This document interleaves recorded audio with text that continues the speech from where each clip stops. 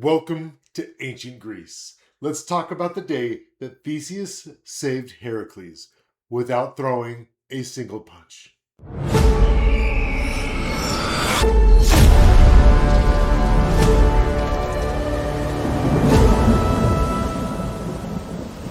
Eventually, someone came looking for him. Theseus. Yes, Theseus. That Theseus. The future Minotaur guy? The future I can probably survive a death maze guy? The future king whose entire life would become a cautionary tale about communication failures. That guy.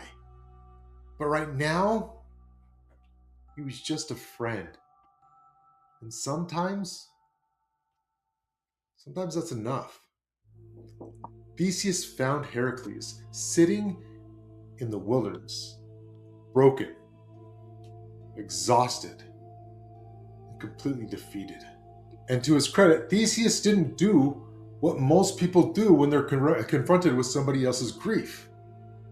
He didn't start handing out inspirational quotes. He didn't tell him everything happens for a reason. He didn't suggest keeping a gratitude journal. He didn't tell him to think positive. Instead, he just sat down with him in the dirt, put his hand on his shoulder, and listened. Honestly, it might have been the most heroic thing Theseus ever did. Eventually, he convinced Heracles that dying alone in the wilderness wasn't a solution. It wouldn't fix anything. It wouldn't undo anything.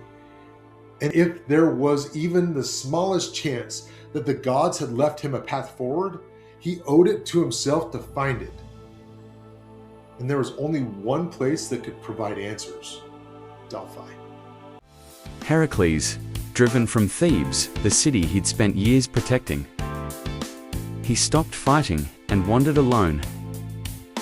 Theseus found Heracles sitting alone in the wilderness. To his credit, Theseus didn't do what most people do when confronted with grief. He sat down beside him in the dirt. He put a hand on his shoulder and listened. Eventually, he convinced Heracles that dying alone in the wilderness wasn't a solution. Perhaps the gods left him a path forward. He owed it to himself to find it. There was only one place that could provide answers: Delphi. And if you're enjoying Myths and Mayhem, hit that like and subscribe button so you don't miss any future episodes.